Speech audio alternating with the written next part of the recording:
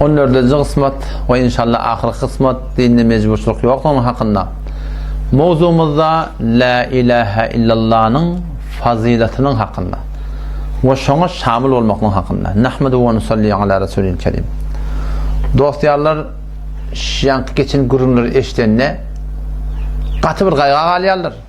Ve akunağa tenem bu formada ayttin, bir hemişe kaygıda yaşamalı. Hava çından kaygıda yaşamalı Müslümanlar. Sahabeler sormuştuk. İbn Ebi Muleyke rahmetullahi ne mi diye? Edrektu 30 min ashabin nebi sallallahu aleyhi ve sellem. 30 nefer sahaban gördüm diye. Kad şehide bedran, cengi Bedir bilen peygamber bile yaşayan adamları gördüm diye. Şunu oturuşuk gördüm diye. Hemmecekleri men münafık bulamayını korkuyor diye. Şöyle neydi korkuyor demiştik. Şöyle ne mi deyip kaygı demiştik. Ha, şöyle peygamberin terbiye etmeyen adamları biz de şöyle la ilahe illallah Muhammed Resulullah'ı, İslami, Kur'an'ı şöyle düşünüştük biz hem kaygıda gelmeli. Ten kaygı ataliye Müslüman doğun. Ama arada gururmerliye la ilahe illallah diysen Allah'a bir Müslüman bir cennete girecek. La ilahe illallah diysen ahir kelimen la ilahe illallah cennete girecek. Cehennemin olsun haram oluyor. Şuna meyleş ne kadar faziletler var Müslüman doğun. La ilahe illallah hakkında. Bazı Müslüman doğulduğumuz zaten işitti var ahim bir kadet fikriye çuğuli. Mevlana Muhammed Zekeriya Kandihli rahmetullahi aleyh 525. sefrede fezail-i amallar şunu açıklap aydıptır. Kişi la ilahe illallah'ın fazileti her bir adama de, her bir kelime aydana de. O münafıklar da şunu deyiptir da. Şöyle değil mi? Münafıklar da başka bir kelime edip Müslüman bulanlar yok. Şu kelime edip şöyle Müslüman ediptir şöyle orada. Şu kelime her bir adama aydılayan sokap yok. Tadaman ikiden bazı şerait bulmak diye açacak oluyor. Ağul baştan diye. Ona diye Peygamber Kudasam diye hadisi var diye işte diye. Peygamber Kudasam öyle aydıptır. Ben şöyle bir kelime bilen her bir bende şunu hak bilip yürekten aytsa o şu yağda dedi ölse deyiptir Peygamber. Şöyle adam deyip de cehennemin o şöyle adam haram oluyor. Şu kelime hayt kelime la ilahe illallah şey deyiptir. Peygamber'in aydı mübarek söz. O adam şu kefir var mı? Yart yurtrak yer firak işte yakanımda ha onunla men de yürekten ananı ayttım ki şu tuğlatından men sana şamilların hakkında galat fikriye şama deyip Mevlana rahmetullahi için açıklap aytıptır. Avul baştan niye? Şuna meyleş rivayetlerde diye kem mezmurlarda geliptir diye. La ilahe illallah Muhammed Resulullah diyden tüysürükten anantan cehennemin olsun haram oluyor. Şu la ilahe illallah kelime şu faziletli kelime deyip diye ken ahadislerde gelir diye. Onu diye eğer şu rivayetlerden menzur şu hadis kim hakkında var diye şu faziletler teyde Müslüman olan adam hakkında diye. Bu adam teyde Müslüman mıdır? Teyde Müslüman bırakım idanda ölüptür. Şuna adam la ilahe illallah Muhammed Resulullah deyse şuna adamlar tüydükten sonra anlamayıptır da cehennemin olsun haram olup cennet sana vasıf oluyor Müslümanlığı. Peyton Nabi hayt adamlar hakkında diye teyde Müslüman olan adamlar hakkında diye. Hem bana tanı şamil olarak bir koyuna Müslümanlığı. İkinciden ne diye? Eğer menzur şu var diye ki evvela Müslümanlıkta yaşap ya. Günahkar katım var mı gitmeyen Müslüman. Ama Allah sana tevfik verse ahir demde ölecek vatanına la ilahe illallah diline gelse yürekten sonra aydıptır da alacak vatanına. Sonra cehennem diye şu adam haram olup cennet sonra vasıf oluyor diye. Peygamber nehini de bana sana de ahir demde bir kelime dile gelecek ya gelmeyecek belli Müslüman doğun. Şu fazilet diye şöyle adamlar hakkında diye. Üstleneceğini diye Mevlana rahmetullahi aleyh deyiptir.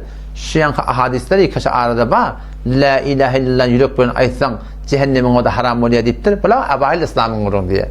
O vakit namaz yok, tanrı hac yok, tanrı hicab yok, işir yok, zekat yok.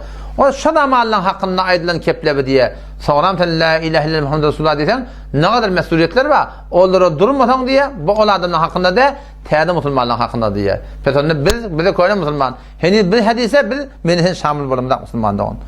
Dördüncü ne kadar ulemalar deyiptir diye ki la ilahe illallah'ını aydıp da şu fazilete şamil olacak adam hukuku bilen şunu ayıpta diye. Yani şun tagaza ne oraya yaşata, şun istiyor ne oraya yaşata, la ilahe illallah Muhammed Resulullah mebna ne oraya yaşata, şu faziletler şöyle adama var deyiptir. Yönü aydan adama o faziletler Müslüman doğun yok deyiptir. Beşinciden İmam Bukhari rahmetullahi deyiptir diye ki her kimi ki şu kelimeni ihlasla aytsa hakiki şu tövbe oluyor ve şu tövbada sabit kadam dursa şu faziletler şöyle adamın hemişe cehennemde kalmakla haram deyiptir diye Müslüman doğun. Bu bollu neyse surat 5 surat bollu heniz var ahim her bir adam ödün derine koymak gerek. Şun hayfi yerine var ahim Huday tebedi şamil eder ya hayfi yerine şamil bollu Müslüman doğunum. Ama atlınızı ne mi diye? Onu diye o da diye bir hakiki bir belli uğrum var diye. Her datta bir eser var diye. Her mazlumne sikmonya deyiptir. Bir darı var içini yört diye. Hop, içini yört diyen dermanı atıp o taraftan için kat diyen dermanı atsan ne diye. Şu yankın niye? Ağrıdan eriye eser niye? Şu tuğrutunda la ilahe illallah'da şöyle fazilet ba ki cehennemin odun adama haram etsin, günahlarını yuğsun, ayın 14 yana kol kaburdan çıktın, beşer dike diye o la ilahe illallah'ın düğünü, kökünü, şakatını, miyotunu dövüp kırıyan dağıtlar diye etmiyor diye Müslüman doğun. O zaman şu taydan gerekli ki biz var ne mi değil? Şu la ilahe illallah aytsın mı diyelim, şun tagazatına var Müslüman doğun, biz yaşamakla alet etmeli. Molla rahmetullahi ta'ala deyiptir, bir de gerekli deyiptir ki şu la ilahe illallah köpten köp aytsın ve adamlar ne mi dedin? Şu imanında baki kalmaklarını diye kendi talaş ettin deyiptir. O ne mi deyip? Ki ne kadar adamda şıfır deyiptir ki günahını kebire murtekep bolýarlar, zor günah etmekler, zor günah etmekler, zor günah etmeklik Allah'tan nardalığı şu sebep bolýar şolan ahirde imandan mahrum bolmakka diye. Şu bir adam bir namaz getiriyor.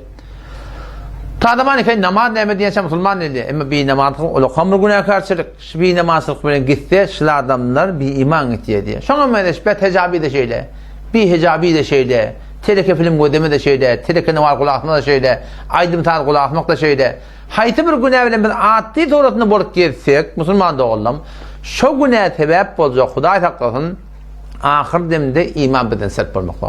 Günah kebire murtekep bolýan adam samjak tawba etse, idine orta çe sagire bolsa çe kebire bolsa Allah Taala innallahi yuhibbut tawwabin. Allah men tawbat edenler gawar ýanipdir.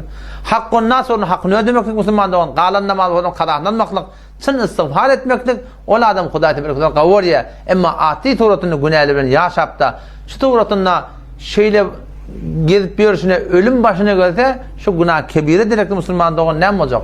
Ola adam diye ahirde bir iman çekiptir. Otam üstadı bir gurun aytiyem. Bera şahsi kamişi der kilisa botkhane beser bordi.